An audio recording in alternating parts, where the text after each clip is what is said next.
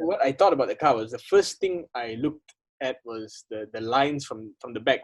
After I looked at the kidney, got over the kidney. From the back, I realized it has this very Jaguar look to it. There is a flow. There is a flow. The flow of the F Yes. type. And then the face of a XE or an XF. Yeah. You know, that aggressive face and all. And Okay. That's why the first thing that clicked with me is like, this doesn't look like an evolution of the current 3 Series. The current 3 Series has a certain look to it, a very broad, muscular look, you know. I can't like it because it goes back to the 90s BM look of being very Teutonic and very angry and not having any space for lines or curves or anything like that. It's all straight lines. Yeah, very like the 46. Like the 46. A mixture of the squares from the 36 with the beauty of the 46, you know. That's what I thought of the G20 3 Series. But when I look at this, it looked like a really big revolution away from what BMW was doing with 3 Series and 5 Series and 7 Series. Okay. But I think it's a good place for them to experiment because the 4 indeed has no legacy. It only has one generation of legacy under its in a way, yes, but it has spiritual predecessors.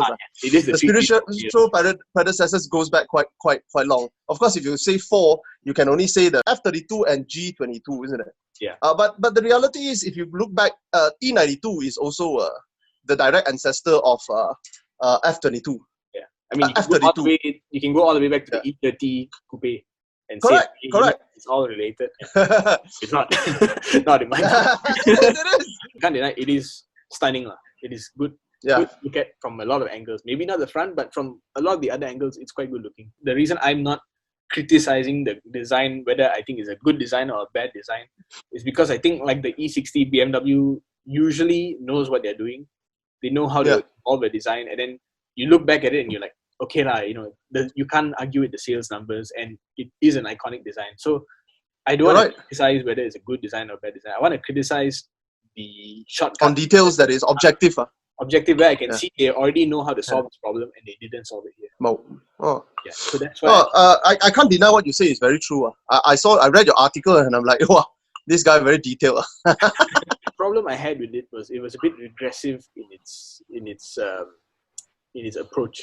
I mentioned the G20, the 3 Series, how the hood extends all the way to the grille. You know, BMW in the past, there is no extra line there. There's no extra line. There's no line cutting across the hood. The hood ends at the grille in the 3 Series. But in the 4 Series, you know, it goes back. Yeah, it stops about 2 or 3 inches from the end, and then they just draw a line where the hood should be, and then they start up the bumper section. When you look at how BMW has been doing things, they've been moving away from that, and then suddenly they go back to this. Yeah, you're right. I mean, because my F30, you know, there is this horizontal line cutting across the front. Yeah. If it's not there, it will be a lot nicer. It will be a lot cleaner, lah. I mean, I'm sure they put it there because there was some manufacturing issues. Manufacturing, safety, pedestrian safety, or whatever it is. Possible. Bumpers. And you raise a very interesting point, because in the G20, they already removed that problem. Why then the G22 goes back to it?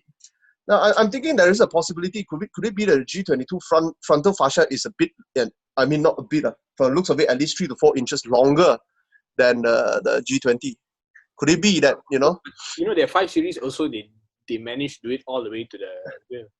So maybe the length is not the issue. It's more of they couldn't make it crash safe for pedestrians in time to manufacture it all the way. Yeah, we don't know why. We don't know. I mean, therein lies the issue. You're right. I mean, we don't know the technicalities as to why it was done this way. I'm sure they noticed.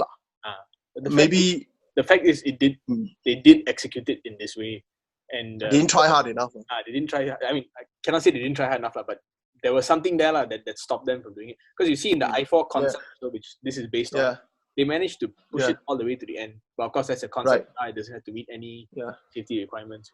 So that was the first thing that stood out to me, like thinking like, oh. Okay. So one thing that you don't like about it, very valid point. I agree. But then the second thing that I kind of thought they could have done a bit better was in the i4 concept, they kept talking about the grille as an intelligence panel for the electric version. You know, they said it doesn't have any airflow. It's just for sensors. And I realized over the last few years, starting with the F30, your 3 Series, to merge the grille closer and closer and create, a space for the car where the headlights join with the grille, and then Yeah. the kidney is sort of merging in the center a little bit. Yeah. 5 series is already touching, So I realized Yeah. to do this because eventually they have to put sensors in the middle. They want to disguise Oh. that's what I was It thinking. has to be right in the center of the car, right?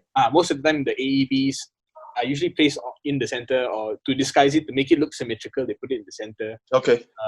But in the G20, if you look at the picture of the G20, the sensor, they moved it down. They moved it down to the bumper. So right in the center, Okay. you have a radar sensor or LiDAR sensor down there. When I looked at this one, when I saw the concept, I was like, okay, maybe they're merging the grille to put sensors everywhere and make it look symmetrical.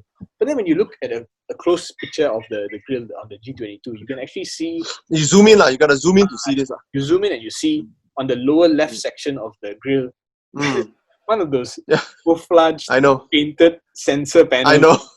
Which is so, I saw this in the E-Class from the W212 era, the previous generation E-Class. When they first started putting sensors, I think it's that generation. And you see like a painted piece there, or pretend. Yeah, it looks very amateurish. It's very amateur. It looks like a toy company put a fake. I know. I think the Germans do not know how to hide these things very well. Technology to them is like, wow. And then when it comes to camouflaging it, they don't know how to design around it, And it's just like very straightforward minded. It's got to be there. I'll just make it blend in with the color and I'll camouflage. Yeah, I mean, you won't notice it unless you zoom in. I think at this point, we got to direct them, the viewers, to your article on DSF, where you have a very detailed explanation. Yeah. And it's not even symmetrical, right? It's off to one side, isn't it? Yeah, it's off to one side. Then why do you do it? Past instances where they do this camouflage painted on plastic panel, it's usually single color, because you have a silver grille against a black background. You have the black panel with silver paint on it. This time, because they're doing this thing where you can option the grille in different colors, different finishes, so you can have a champagne gold grille, and then your paint work there is in champagne gold also. Yeah. It's like another step of amateurness. Hey, but Germans can do this kind of thing on this level of amateurness. We see it over the years. Germans, very expensive vehicle can have features like this. They solved this problem in the G20, like I mentioned before. Just put the sensor to the bumper, and then you can put it in the center. Yeah. It becomes part of the design feature. It looks good. Right. You move it and you put it like that. You just like, you want a grill that is stunning, but you make the grill ugly. It's shoddy work. It's a bit shoddy. That they are not willing to put in the money into design to hide it well enough. They pick the easiest and the cheapest way to sort out the problem.